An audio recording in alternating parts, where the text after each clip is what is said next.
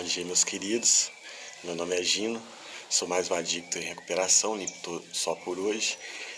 Em função dos meus vídeos anteriores, né, pessoas que assistiram, gostaram, me pediram, né, algumas temáticas.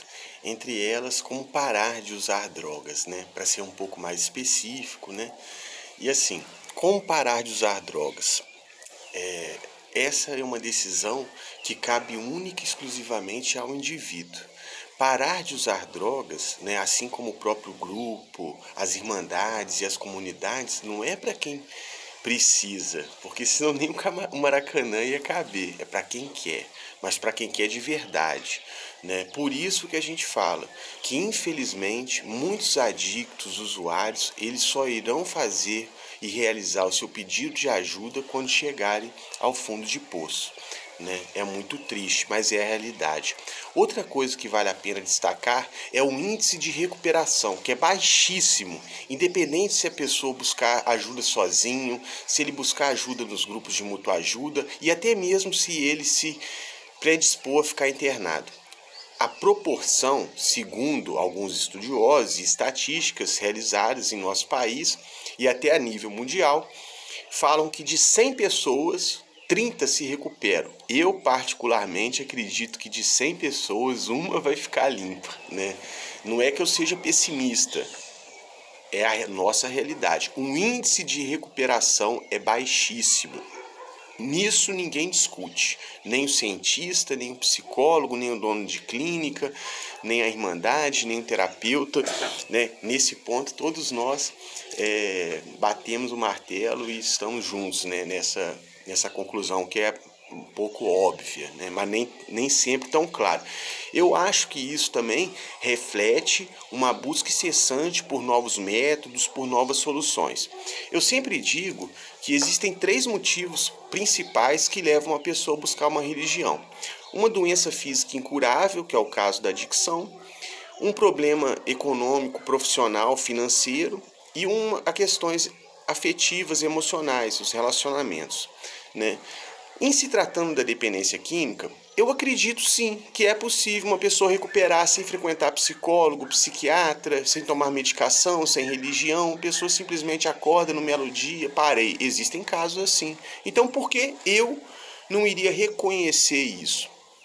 Joinha, curto, compartilho, faço coraçãozinho e ok. Show de bola. Eu vou falar a minha experiência enquanto adicto em recuperação e o que é sugerido pela Irmandade de Narcóticos Anônimos segundo a sua programação. E é o método mais eficaz, que mais deu e dá certo no mundo. Não é o Gino que está falando, né? Não existe a melhor arma para o adicto, é o adicto em recuperação. Então nós temos várias possibilidades entre elas, né?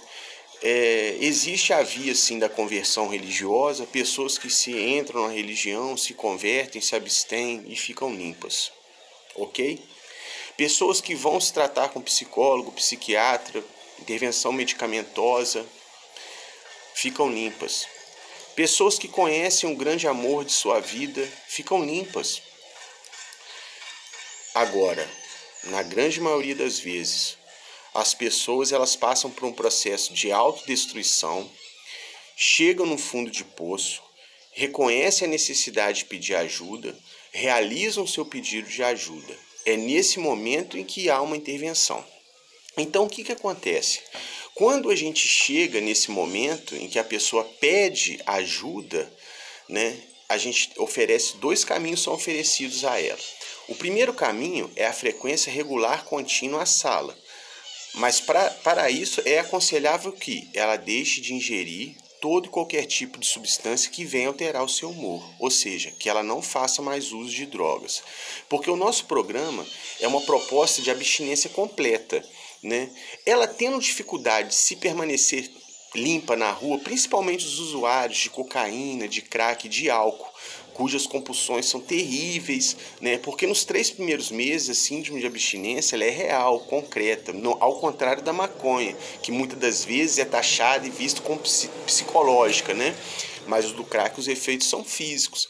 Então é necessário sim, no primeiro momento, caso a pessoa ela possa ter escolhido optado tanto pelo...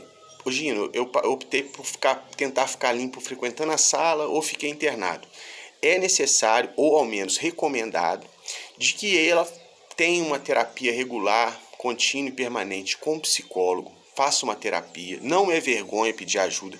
Eu acho muito estranho, inclusive, quando a pessoa também procura um psiquiatra, o psiquiatra recomenda alguns remédios, inclusive de tarja preta, aí você fala para a pessoa que você faz uso de medicamentos, mas você usa remédio de tarja preta? Olha, a doença ela é física, mental e espiritual. Então nós temos que tratar essas três áreas. Se é uma doença mental, que é a coisa mais difícil para um adicto admitir, e até para um ser humano normal, inclusive se você conhecer um ser humano normal, você é presente para mim, porque até hoje eu não tive prazer de conhecer, né? E, inclusive, eu nem sei o que é a normalidade, né? Eu enquanto adicto, eu estou anos-luz da normalidade, e assim como o professor Hermógenes, agradeço a Deus por não ser normal. Deus me livre da normose, né? Então, assim, é necessário a gente entender. A minha psicóloga falou comigo no 5º mês: Gino, você tem um probleminha. Eu falei: quem tem um probleminha é a senhora. Você é um doente mental. Doente mental é a senhora. Então, assim, por quê? Gino, você é obsessivo compulsivo. Uma vez que você tem iniciado o uso, você não vai parar, né? Então é necessário tratar primeiro. O físico, você se recupera fácil. É notório, as pessoas quando se internam, elas começam a se alimentar bem, elas passam a dormir e acordar no mesmo horário. Então o físico resgata fácil. A questão é o mental e o emocional e o espiritual. Porque assim, quando a pessoa começa o tratamento, né, ela começa a lidar com seus sentimentos. E a dificuldade é justamente essa, de nomear aquilo que eu sinto, né? Então o processo de recuperação, ele envolve várias partes. A primeira, querer ajuda e ser ajudado. A segunda, ter mente aberta para aceitar as novas ideias que lhe serão sugeridas. Porque como que eu vou implantar uma ideia nova numa mente fechada? É impossível. A gente sempre brinca, né, que dentro da internação, lá fora, né, da Irmandade é ABCD, aqui dentro é obedecer, é obediência, disciplina, né? Se a pessoa não quiser ouvir, faz o seu jeito, mas do meu jeito não dá certo, né? Então eu tive que me despir de toda arrogância, orgulho e prepotência e passar a ouvir a voz do outro, porque eu só ouço a minha voz, né? Eu não quero ouvir o Gino, eu não quero ouvir o meu padrinho, eu não quero ouvir o terapeuta, eu não quero ouvir o membro da Irmandade, eu quero continuar ouvindo aquela voz que me leva ao uso, né? Então a primeira, a gente sempre fala que a cessação dos pensamentos incessantes, permanentes e contínuos, obsessivos, porque o aspecto mental da minha doença é a obsessão, são os pensamentos focados no uso, né? Tem que parar. E para isso eu preciso de paz. E como que eu consigo essa paz? Através da meditação, né? Então, mente aberta. Primeiro ponto. Segundo ponto, honestidade. Mas que tipo de honestidade? É aquela honestidade de não pegar o relógio do Gino? Não. É a honestidade de falar de mim mesmo, sem restrição. É esse tipo de honestidade que o programa nos pede. De eu poder me abrir para o outro sem nenhum tipo de reserva. Olha, hoje eu acordei com vontade de usar. Porque nós somos panelas de pressões. Se eu não me abrir com o outro de uma forma honesta, sincera, eu não vou me tratar. Então a gente sempre brinca também, né? Que a doença, ela sai pela boca e o remédio entra pelo ouvido. Então o nosso tratamento, ele é um modelo terapêutico de partilha, terapia do espelho, onde o processo se dá por identificação. A minha experiência, o que cura o veneno da cobra é o próprio veneno. Então aquilo que sai, né, de dentro vai servir como remédio para outra pessoa. É interessante isso, né? Então, mente aberta, honestidade e boa vontade. Boa vontade para colocar os princípios que me são sugeridos em prática, porque recuperação é sobretudo a ação. Então, eu aconselho, agora direcionando um pouco mais para quem fez a opção pela clínica, dentro da clínica terá a oportunidade de dormir e acordar no mesmo horário, de criar uma rotina, de ter um acompanhamento psicoterápico, assistente social, terapeutas, conselheiros, monitores, né? Vai ter todo um assessoramento, né? É um trabalho muito bacana, dependendo da clínica, claro. Então, assim, você que quer ficar limpo na rua, eu te sugiro, escolha um bom psicólogo, um psiquiatra, aceite a intervenção medicamentosa, tome seu medicamento, até para você não sofrer os efeitos da abstinência tão fortes, porque são cruéis, principalmente do crack e do álcool. Os efeitos da abstinência no corpo e na mente são terríveis. Os 3 primeiros meses são difíceis. Se eu disser que é fácil se recuperar, eu estou mentindo. É um processo difícil, doloroso, porque nos 3 primeiros meses você vai enfrentar a retirada, a dor da retirada. E essa dor é muito forte. Os 3 primeiros meses são terríveis. Os 2 primeiros anos são muito difíceis. Para você aprender a lidar consigo mesmo, aí você passar a nomear o que você está sentindo e fazer um programa de recuperação. Então, eu vou passar a adotar um exercício físico, porque eu tenho que cuidar do meu físico, adotar a leitura do livro azul, que é importantíssimo, né? Inclusive, poderia ter trazido ele aqui para mostrar para os companheiros. Próxima vez eu prometo que eu vou trazer. E o espiritual, que é o poder superior da forma que você compreende e aceita.